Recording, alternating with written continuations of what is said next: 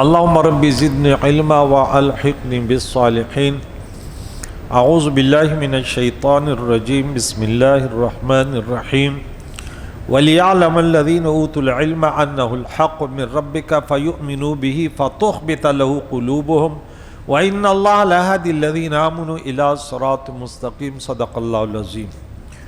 سورہ حج کی 53 آیتیں ہوئی۔ اب آگے کا درس کے اللہ کریم یہاں سے فرماتے وَلِيَعْلَمَ تاکہ جان لیں وہ لوگ جنہیں کتاب دی گئی ہے، یعنی علم، قرآن کا علم، انہ الحق، یہ علم دیا گیا کہ یہ قرآن حق ہے تیرے رب کے طرف سے اے محبوب، فَيُؤْمِنُوا بِهِ، وہ اس پر ایمان لاتے ہیں، اس قرآن پر ایمان لاتے ہیں، فَتُخْبِتَ، تو جھک جاتے ہیں لہو، اس قرآن کے لیے، کیا قلوبہم، ان کے دل، یعنی ان کے دلوں میں فَتُخْبِتَ خشیت پیدا ہو جائے اور مطیع حکم ہو جائے اور دلوں میں اطمینان و سکون کی کیفیت پیدا ہو جاتی ہے۔ وَإِنَّ اللَّهَ لَهَادِي الَّذِينَ آمَنُوا إِلَىٰ صِرَاطٍ مُسْتَقِيمٍ، اور بے شک اللہ ہادی اس میں فاعل ہدایت دینے والا ہے، کن لوگوں کو؟ ان لوگوں کو جو ایمان لائیں صراط مستقیم کی۔ تو ارشاد فرمایا کہ شیطان کو قدرت دینا اس لیے ہے کہ اس نے یہ جو پچھلے والی بات ہے نا، اس میں بعض لوگوں نے اس کا تمنا، کہ جب نبی تمنا کرتے، لیکن اکثریت ہم نے جو وہ کیا کہ جب وہ نبی تلاوت کرتا ہے، پڑھتا ہے، تو شیطان اپنی بات کو ساتھ میں لانے کی کوشش کرتا ہے۔ تو اللہ کریم فرماتا ہے کہ شیطان کو قدرت دینا اس لیے ہے تاکہ جنہیں اللہ تعالیٰ کے دین کا اور اس کے آیت کا علم دیا گیا ہے وہ جان لے کہ اس قرآن شریف کا تمہارے رب کے پاس سے نازل ہونا حق ہے اور شیطان اس میں کسی طرح کا کوئی تصرف نہیں کر سکتا ہے، تو وہ اس پر ایمان لانے میں ثابت قدم رہیں اور اس کے لیے ان کے دل جھک جائیں، اور بے شک اللہ تعالیٰ ایمان والوں کو دینی امور میں سیدھی راہ کی طرف ہدایت دینے والا ہے۔ اللہم اہدنا الصراط المستقیم یا رب۔ مراد یہ کہ شیطان کی حرکت مومنوں کے ایمان کی قوت کا ذریعہ بن جاتی ہے، کیونکہ انہیں معلوم ہے کہ شیطان نے پچھلے پیغمبروں کے ساتھ بھی یہی برتاؤ کیا تھا اور رب کریم نے اس کے داؤ کو بیکار کر دیا تھا۔ یہ حقانیت قرآن کی دلیل ہے کہ جو آزمائش تو آئے گی، امتحان تو آئیں گے مختلف، لیکن مسلمان کا عقیدہ پختہ ہونا چاہیے کہ یعنی اس وقت یہ واقعہ پیش آیا، یہ طویل واقعہ، لیکن میں نے اس کو زیادہ نہیں چھیڑا، بعض ایسے کچے ذہن والے بولے یہ پتہ نہیں کیا ہوا، یہ مزید جو ہے نا خرابیاں پیدا ہوتی۔ تو قیامت تک کوئی کہہ دے کہ اس میں غلطی ہے یا امکان ہے یا پورا نہیں ہے، تو مسلمانوں کا عقیدہ یہ ہونا چاہیے کہ بھائی نہیں، اللہ کی کتاب ہے، اللہ نے نازل کی ہے اور اللہ ان کی حفاظت کرنے والا ہے، اس میں کوئی ایک کلمے کی تبدیلی بھی نہیں کر سکتے، اللہ کی دینداری۔ وَلَا يَزَالُ الَّذِينَ كَفَرُوا فِي مِرْيَةٍ مِّنْهُ، اور اللہ کریم فرماتے اور کافر اس سے ہمیشہ شک میں رہیں گے، کس سے؟ قرآن پاک سے، حَتَّى تَأْتِيَهُمُ السَّاعَةُ، یہاں تک کہ ان پر اچانک قیامت آ جائے، بغتتاً اچانک، او یاتیہم، یا آئے ان کے پاس عذاب یوم عقیم، اس دن کا عذاب جو عقیم ہے، منحوس دن۔ یہ عقیم کے معنی کیا ہے؟ یہ جا بجا یہ لفظ عقیم آتا ہے، ہم نے سورہ شورا میں کل پڑھیں گے، آیت نمبر 50 میں، کہ وَيَجْعَلُ مَن يَشَاءُ عَقِيمًا، اللہ جس کو چاہے بیٹیاں دے، جس کو چاہے بیٹے دے، جس کو زیادہ بیٹیاں دے، اور وَيَجْعَلُ مَن يَشَاءُ عَقِيمًا، بھانج، تو عقیم بھانج۔ اس طرح زاریات میں 29 اور 41 میں یہ آیا، وقالت عجوز عقیم، اس بوڑھی اور بھانج، اور ابراہیم خلیل کی کہ میرا بیٹا کیسا ہوگا، میں تو بھانج ہوں۔ اور ایک اور جگہ بھی آیا ہے کہ ہم نے ان پر کیا بھیجا، ارسلنا علیہم الریح العقیم، وہ ہوا جس میں کوئی فائدہ ہی نہیں تھا، تو یہاں ایسا عذاب آ جائے گا جو منحو، ایسے دن کا عذاب جو منحو سے انہیں کوئی فائدہ بھی نہیں ہو، اس میں کوئی خیر بھی نہ ہو.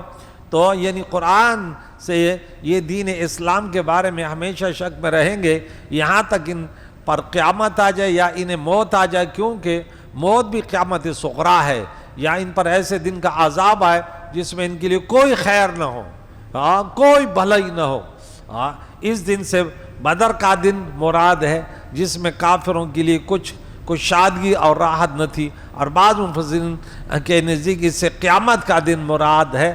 الساعہ سے قیامت آنے سے پہلے کی چیزیں مراد ہیں.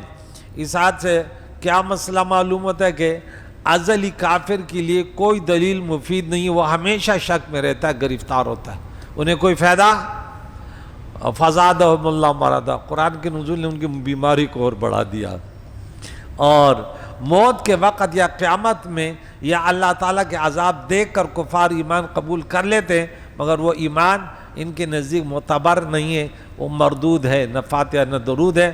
الملک یومئذ للہ، اللہ کریم فرماتے ہیں اس دن بادشاہی اللہ ہی کے لیے ہے. یحکم بینہم، اللہ کریم ان لوگوں کے درمیان فیصلہ، عدل کا فیصلہ فرمائے گا. فالذین آمنوا، تو وہ لوگ جو ایمان لائے اور اعمال صالحہ کیے ہیں وہ کہاں ہوں گے؟ فی جنات النعیم، وہ نعمتوں کے باغاتوں میں ہوں گے. وہ لوگ جنہوں نے کفر کیا، وَكَذُّبُوا بِآيَاتِنَا، ہمارے آیاتوں کو جھٹلایا، وَلَٰكِنْ لَهُمْ عَذَابٌ مُّهِينٌ، تو ان کے لیے رسوا کر دینے والا عذاب ہے اور ہوگا. تو اللہ کریم اس آیت اور ان آیتوں دونوں کا خلاصہ ہے کہ قیامت کے دن بادشاہی اللہ تعالیٰ ہی کے لیے ہے جس کا اصلاً کوئی شریک نہیں، اور وہ بادشاہی اس طرح ہے کہ اس دن کوئی شخص سلطنت کا دعویٰ بھی نہ کرے گا اور اللہ تعالیٰ کے علاوہ کسی بادشاہ کا قانون نہ ہوگا. ورنہ حقیقی بادشاہ تو آج بھی اللہ کریم کی ہے، لیکن آج بہت سارے دعوت دار ہیں. فرعون نے کیا کہا؟ میری بادشاہ اور یہ فلاں، یہ مصر کے بادشاہ، وہاں کوئی دعوت دار. اللہ فرمائے گا لمن الملک اليوم، سب خاموش، رزلٹ آؤٹ ہو جائے گا نا.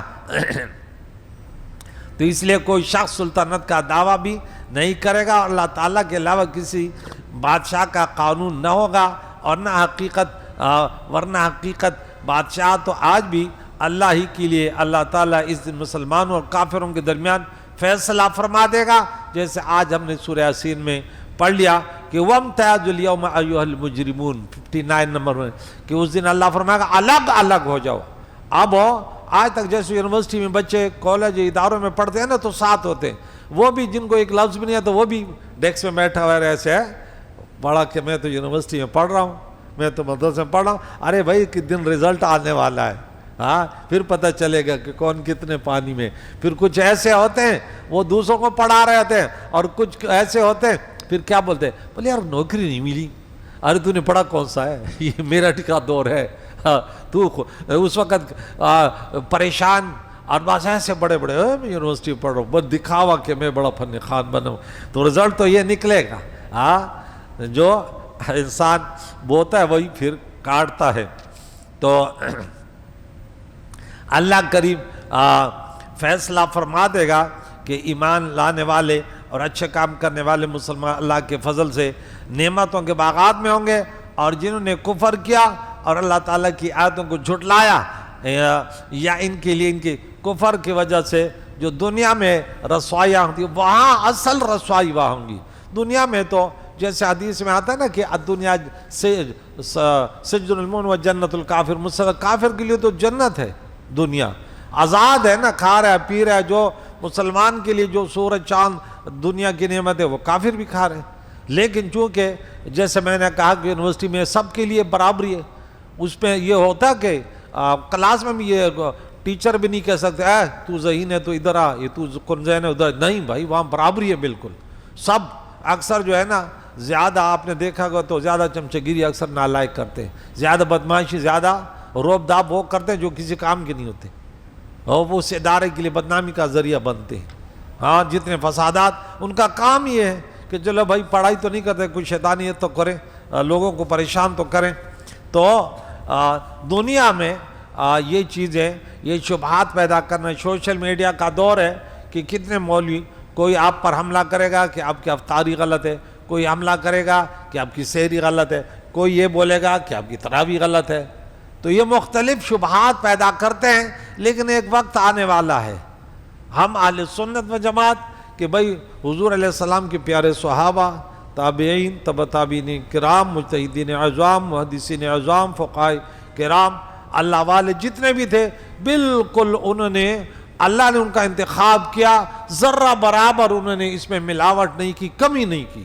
ایسے روز روشن کی طرح ہم تک دین اسلام کے تعلیمات، رسول اللہ کی پیاری شریعت کو ہمیں ذرہ برابر اس میں شک نہیں ہے کہ یہ کڑی در کڑی یہ شریعت مطہرہ اور قیامت تک آنے والوں تک بھی پہنچے گی. اس کا محافظ اللہ ہے، اللہ نے اس کے ذمہ لیا ہے. رسول اللہ کی شریعت میں کوئی چینجنگ، حالانکہ حملے تو ہوں گے. شیطان نے کیا کہا؟